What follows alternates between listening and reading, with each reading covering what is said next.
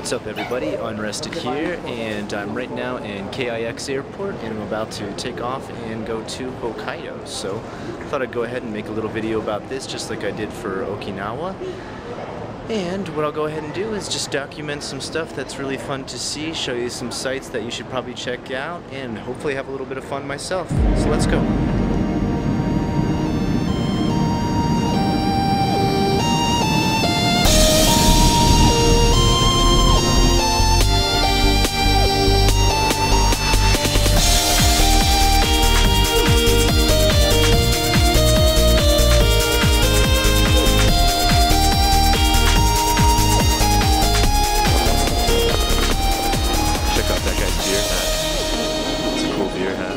Hey, what's up everyone? We finally got here in Hokkaido at about 11 o'clock at night. It's been a pretty long trip, I gotta say. My first time traveling with a kid.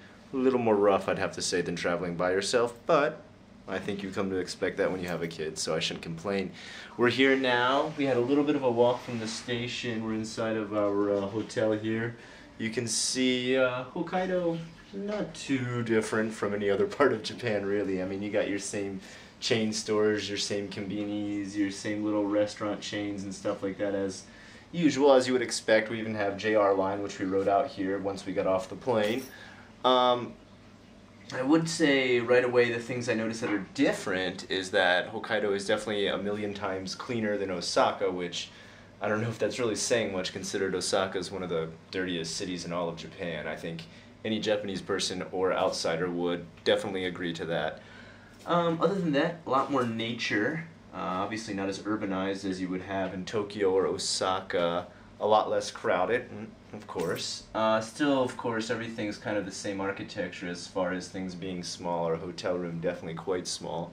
Other than that, I'd say the best part is the temperature is cooler, because when we left Osaka, I believe, and this is already at nighttime, you're looking at about 34 Celsius, and here 23 Celsius. So quite a drop in temperature once you get out here, which can be expected considering this is the northernmost part of Japan.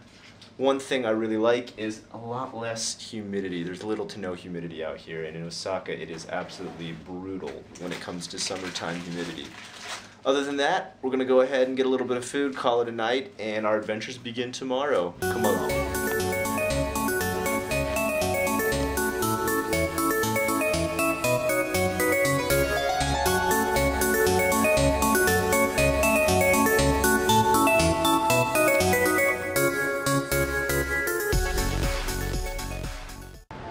So our first stop today is at the Akarenga building, which pretty much translates to red brick building.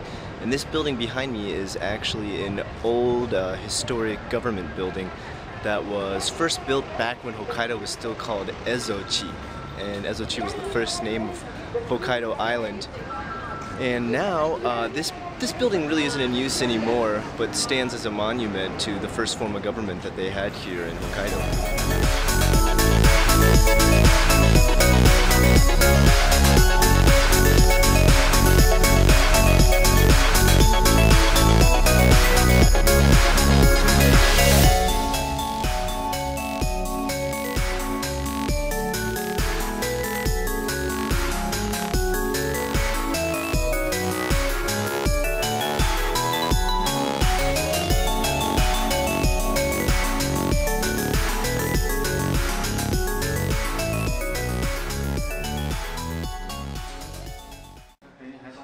The room we're in now is actually the old governmental meeting room where the heads of the government would come in and have meetings about what was going on in local stuff. And you can see right here we still got old ancient table here. Well, it's not ancient, but it's very old. What an old desk would look like here. And pretty much a lot of stuff you really shouldn't touch.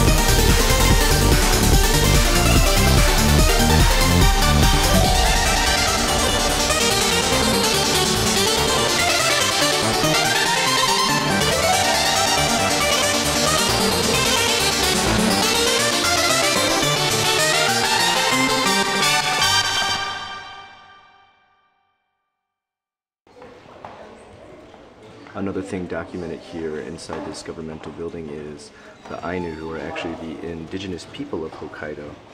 And although their numbers were great when the Japanese first got here, they've dwindled down to only a few left, which is kind of sad because it is part of the heritage of Hokkaido.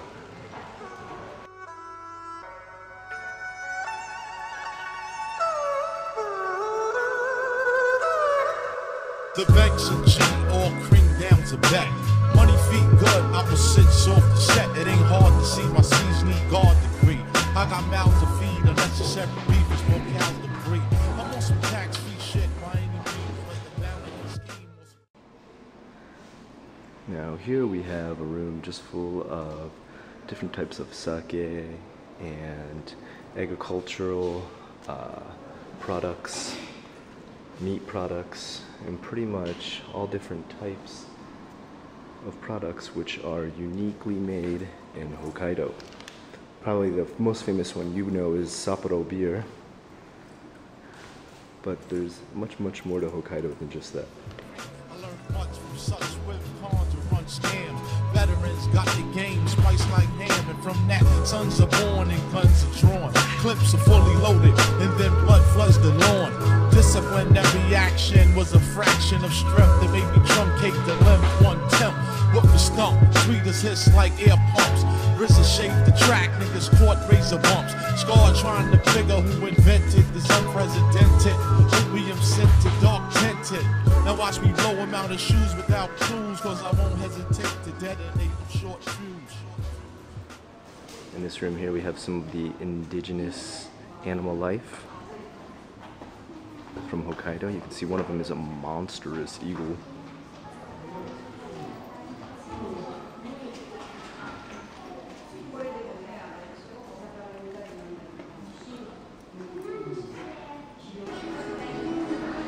Well, it's lunchtime now, so we decided to take a quick break and dine on some indigenous cuisine. That means we're going to have some of the Hokkaido's famous soup curry, which is, if you've ever had, you know, rice and curry, it's kind of the same thing, but instead it's spiciness added to a soup-type broth. I've had it before, but I've never had it in Hokkaido itself, so I hear it's really good here. And there you are. That's what soup curry looks like. It comes with a big bowl of rice to add to it, and you've got your little soup broth there, which is quite spicy. Let's dig in.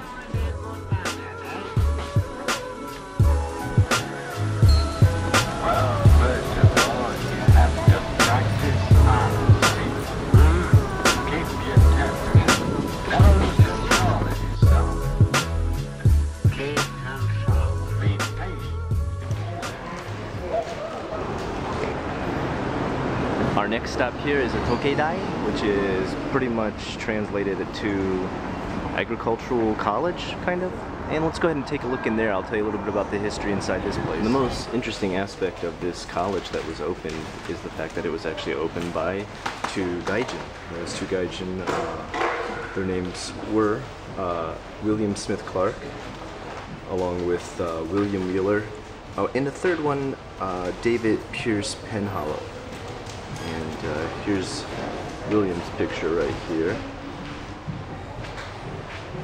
And they opened this college to teach some of the people of Hokkaido westernized agricultural techniques. So pretty much we're talking about a college for farming.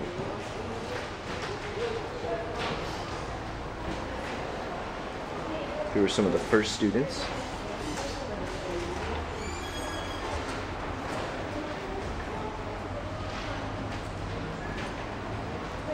And what the school looked like back then.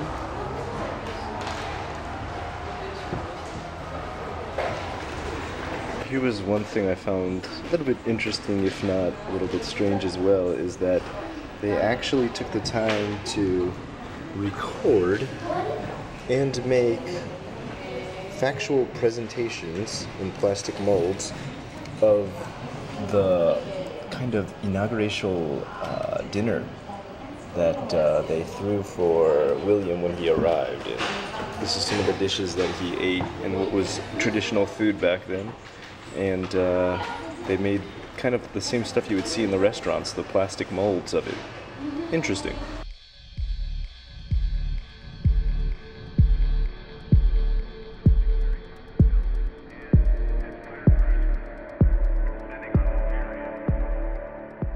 Okay, so now we just stopped in Otaru, and Otaru is a really countrified area of Hokkaido that's famous for its fish market and its super fresh sushi. So let's go check out some stuff around here. Down through here you can see the start of a very long hallway full of fish markets.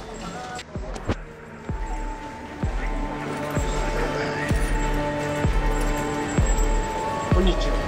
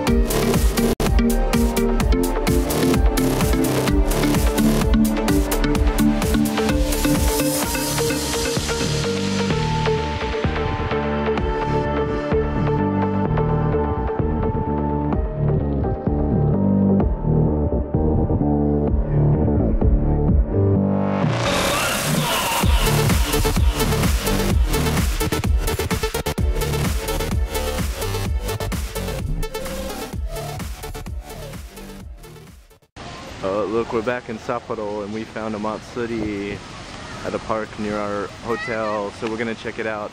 I have no idea what the name of the matsuri is, and I'm way too tired at this point to even find out. Still, let's go around and see. I'm not sure what these characters are trying to sell. That is a HTV thing? I'm not sure, I don't understand. And this is, are they like giant pieces of watermelon? I'm not sure what they're supposed to be. Like a giant onigiri or something? I don't get it. I don't know what it's for. They're supposed to be like rocks? I can't, the flag's waving around too much. I can't stop it for a second to read. I can't read it. He's moving it around too much. I don't know what they're supposed to be. Oh well, I'll go get a picture with that takoyaki ball thing.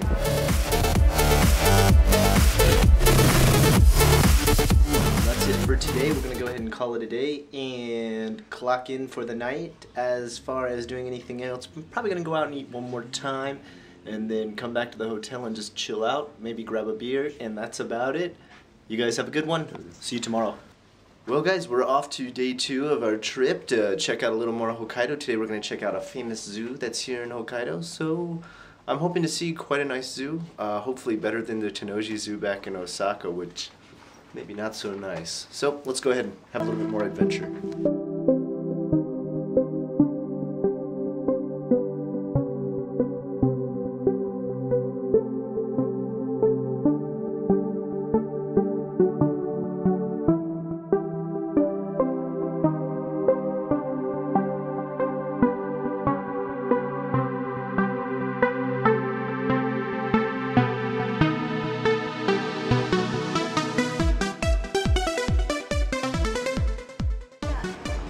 Okay. Alright, here we are. We are at Asahi Yama Zoo, and we're going to go ahead and check it out and take a look at what kind of animals they got here. Take a look at these. I'm a little too old and my son's a little too young, but these are little tiny I guess, rideable animals. You can go ahead and pop a coin in there, turn them on, and they'll start to walk around the park. I don't know how far they go. I haven't seen anybody use them, but it was kind of interesting. I thought one thing that was really interesting I learned about this park is that it actually used to be just like Tanuki Zoo, which is, to be quite honest, a pretty cruddy zoo. It's not exactly well kept or very clean, and they were actually losing quite a bit of business, and then a bunch of investors took some time, put some money into it, and really made it a nice place, and now it's supposed to be one of the nicest zoos in all of Japan, so it's probably going to be a pretty nice time here. We're starting out in the penguin part, so let's take a look at this. It's pretty cool. It's like an aquarium.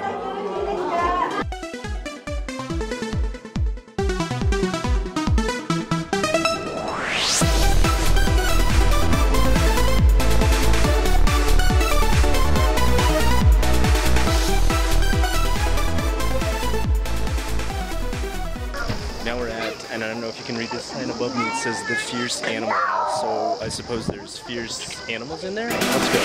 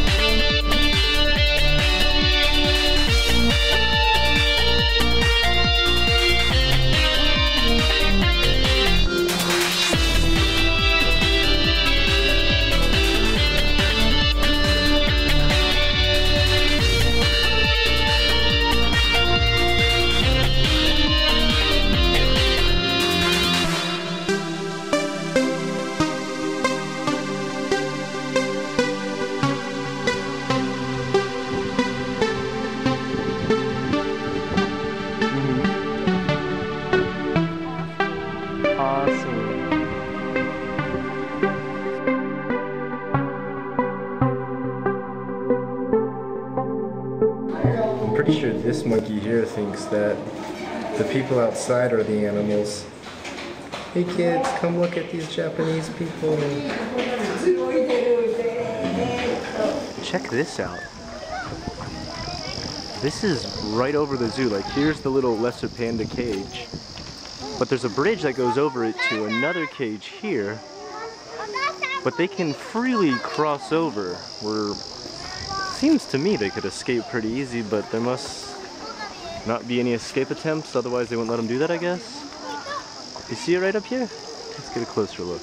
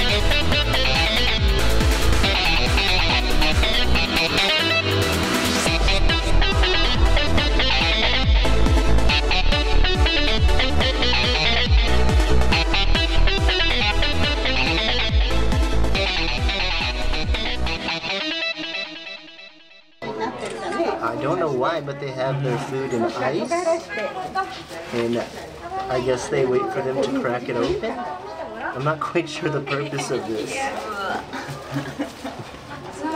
They're both looking at it like, what do we do? I don't know. Poke, poke. Hey Dad, if you can break the ice on this, we don't have to eat sticks anymore. This right here is Monkey Thunderdome. And pretty much what goes on here is 2 monkeys enter, but only 1 monkey leaves. Pretty soon we're going to have a show. This monkey right here is called Jack, so those of you gaijin with that name know that it also makes a really good name for monkeys here in Japan, just so you know.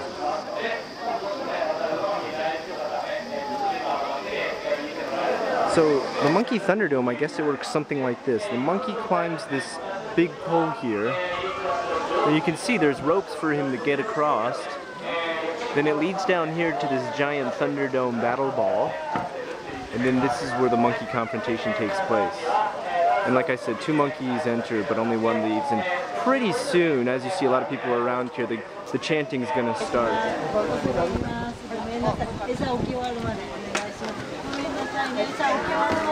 Alright, here we go. I'm not sure how this works, but we're about to see.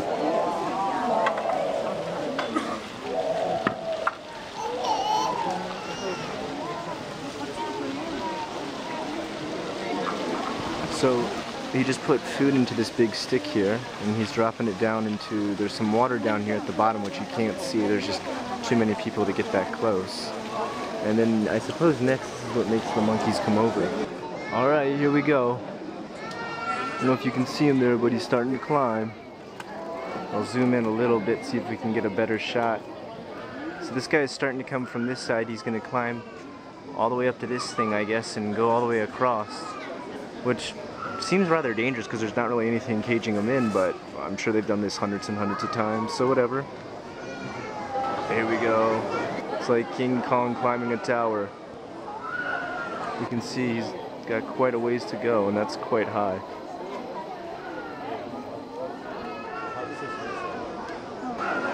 And here we go. Let's see if we can get a little closer look at this. Hold it as steady as I can. It's pretty hard. He's pretty far up there. Looks like a big hairy back shadow. He just pooped. Big thing of poo just came down. That was for everybody. I hope he poos when he gets across here, because if you can see, it'll land on like tons of people right here. It'll be hilarious. Oh, he's still way up there. It looks like he takes his sweet time going across. He's still taking a big poo, so hopefully it drops on some people when he crosses. Wow, that looks so dangerous.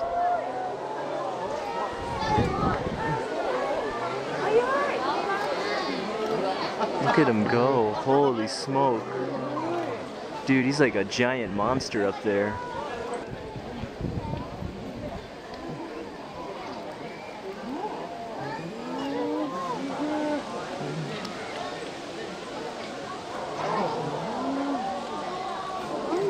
And look, if he falls, like, it's just right here on top of tons of people. There's nothing caging him in. Now here he is, he got to the other side of the Battle Dome, the Thunderdome. Look how high up this thing is. Holy smoke.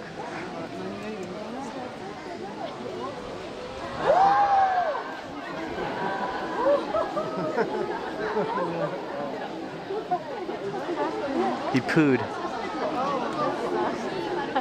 I wish he would have pooed when he was crossing. It would have been really funny.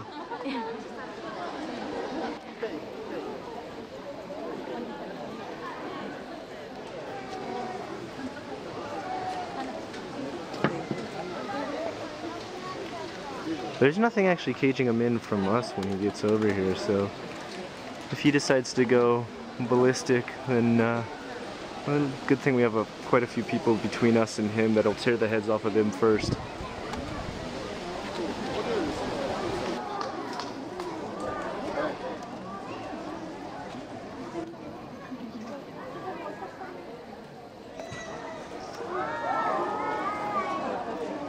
Right inside there is where they put the food. So that's what his main goal was. And I guess right now he's chowing down on whatever's in there. I'm guessing it's like bananas, apples, and various fruits. Looks like that thing is made out of an old fire hose. Interesting. Well, there's your little show. That was actually pretty interesting to see him climb across us here. Pretty incredible that it's safe and everything.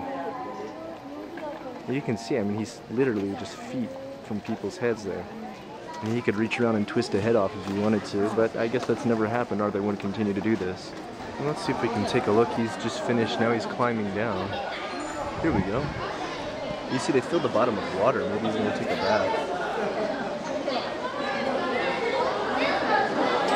There he goes.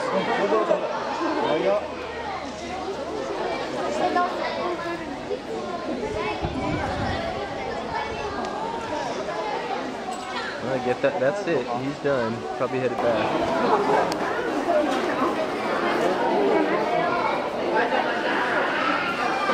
So now we're kind of in like the rest stop, restaurant, and gift shop type area, and we're just taking a quick rest here before we head out to see, I think it's hippos, emus, and one other animal I can't remember.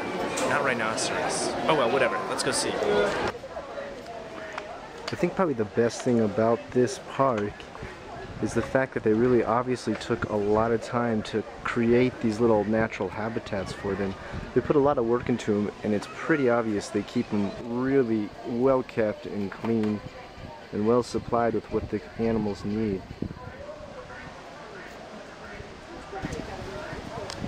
These are the famous Japanese Tanuki, or as it translates, raccoon dog. This is that famous suit probably some of you know about from Super Mario Bros. 3.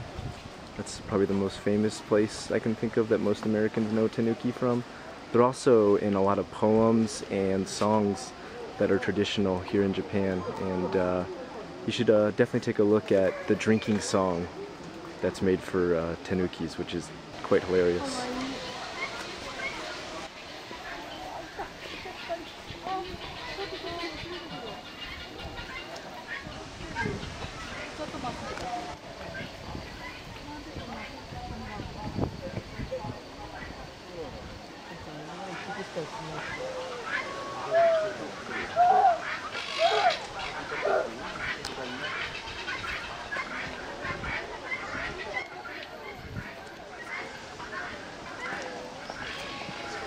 Oh, it was emus and ostriches. That's what it was. Emus and ostriches. Well, here's the ostriches, I guess. We're at another monkey place here, and I think one of the most interesting things, first time I've ever seen this at a zoo, and maybe other zoos have this, but they've got, you can see monkeys over here, but then they have them living with other animals right over here. I've never seen two animals combined in one habitat before at a zoo, and you know, probably that does happen at a lot of zoos, but I guess my exploration of zoos is limited.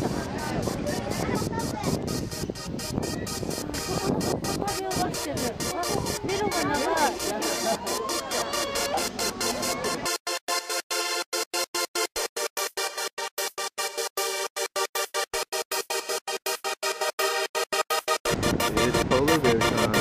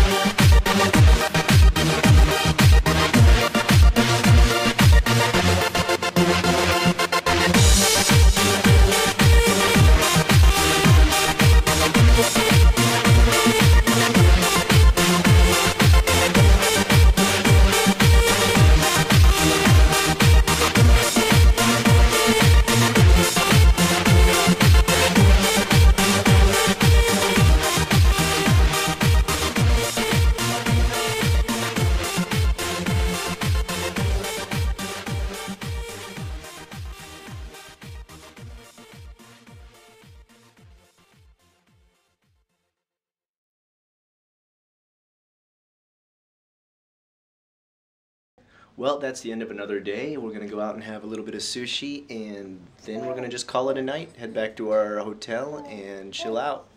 Hope you enjoyed Asahi Yama Zoo today. I thought it was quite nice.